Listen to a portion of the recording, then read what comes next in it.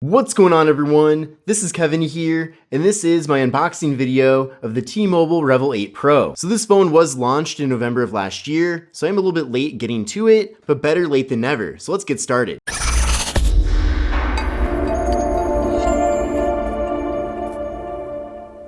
So I did already cover the T-Mobile Revvl 8 here on the channel quite a bit, but we're finally getting to the Revvl 8 Pro, so I'm very curious about this phone. But we'll cut the tape here, and then open this up.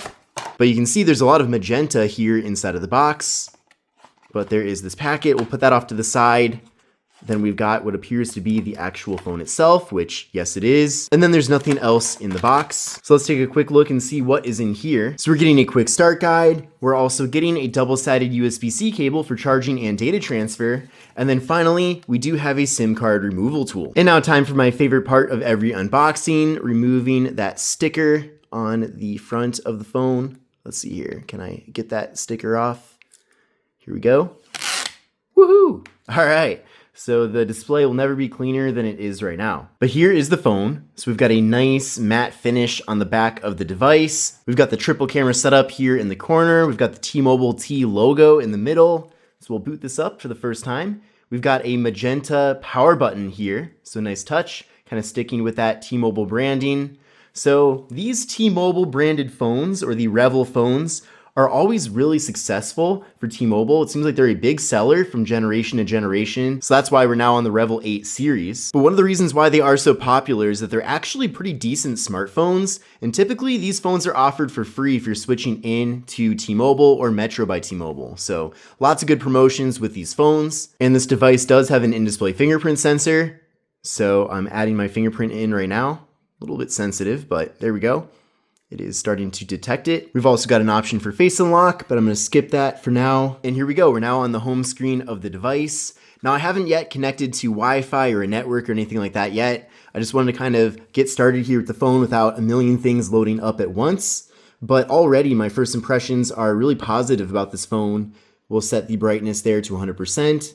I'm also going to go down to display and then set the screen off time to a little bit longer. Wow, that's pretty rare to see 8 hours as a screen timeout time.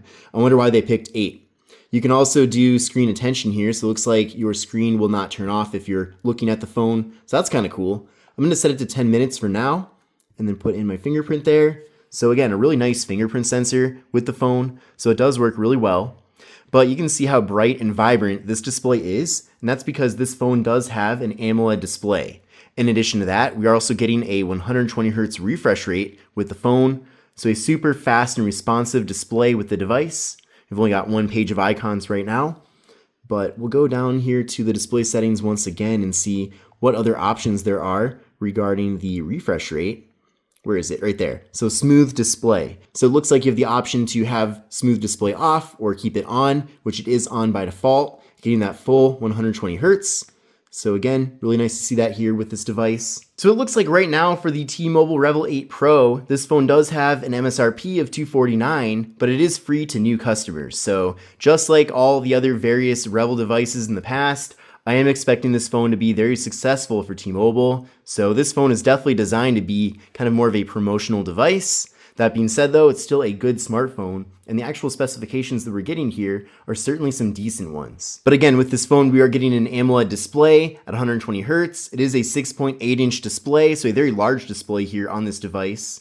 It is a 1080p display panel. We're getting a PPI of 386 and a 20:9 aspect ratio. And then with this device, we're getting a 32 megapixel front-facing camera. And then on the back of the phone, we're getting a 50 megapixel main camera, a 13 megapixel ultra wide angle camera, and then finally a 2 megapixel macro camera. And then for that main camera, we are getting OIS, also known as optical image stabilization. And basically what that means is you're going to be getting more stable video compared to phones that don't have that feature. And then also your photos are less likely to be blurry. But OIS is in pretty much every mid-range to high-end smartphone out there. So this phone is technically still a budget device, considering that it is very affordable. So I'm just glad though to see at least the phone does have OIS. So here's how things look on the camera app on the device. This is the main rear camera right now. Then from there we can go over to 0.5 for the ultra wide camera. So we can take nice ultra wide images. Over on the More tab here, there's even more options. So there's a Pro mode, panorama, slow motion, hyperlapse, macro, 50M, so that full 50 megapixels. So let's try that right now as well. There we go. And then we have, let this load here. We'll go back over. And then we've got Google Lens. So Google Lens is pretty cool. But over to the macro camera, you can get very close up again and have things be in really good detail.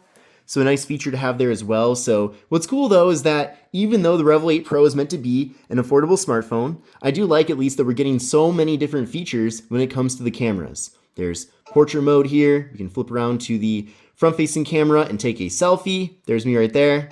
So very cool. And then in video mode, there is an option for the rear camera for 2K video. And then if you go over to the ultra wide, you can also do 2K. And then for the front facing camera, I believe it is just 1080p, so no 2K option there. Now internally with this phone, we're getting 256 gigs of storage, along with micro SD card expansion, and this device does support up to 1 terabyte for an SD card. So that's definitely convenient if you're switching over from another phone that does have an SD card, because you can simply pop out that SD card and then put it here in the phone, and then you don't have to transfer over all of that data.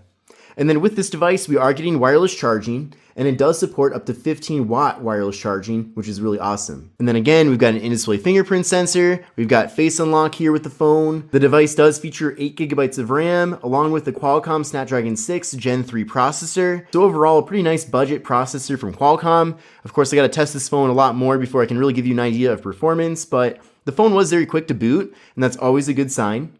And then with this device, we're getting a 5,000 milliamp hour internal battery, along with up to 33-watt fast charging. So really nice that the phone does fast charge. The phone also has NFC. We're also getting stereo audio, so audio out of both the main speaker on the bottom and also the earpiece when doing things like watching videos or listening to music. And this phone even comes with an IP67 dust and water resistance rating, so that's pretty awesome as well. The phone is also compatible with T-Satellite, which is T-Mobile's satellite calling. Now that really only kicks in if you're not able to connect to the regular T-Mobile towers, and I feel like most people never really stray outside of an area where there is regular cell reception. I know that there are different situations where you do kind of not have any signal, but honestly, that's not really that common, especially if you do live in a decently large city. But on the right side here, we've got volume up, volume down, and the power button. So I love that magenta power button. A nice touch there. Up top, we've got the noise canceling microphone. On the left side of the phone, we've got the slot for the micro SD card and SIM card. And then on the bottom of the phone, we've got the microphone, USB-C port for charging and data transfer, and the main speaker. And we've got kind of like a glossy band around the side of the phone. And then on the back of the phone, it is a matte finish, again with that T-Mobile logo right there. We got the flash, triple camera setup, and that's pretty much it. So overall, the T-Mobile Revvl 8 Pro looks like a pretty promising device from T-Mobile and a nice successor to the previous generation. I'm definitely very excited to do more videos about it here on the channel, and definitely stay tuned for that content. But I hope you enjoyed this video, and if you did, give it a thumbs up, and I'll see you in the next one. Take care and have a great rest of your day.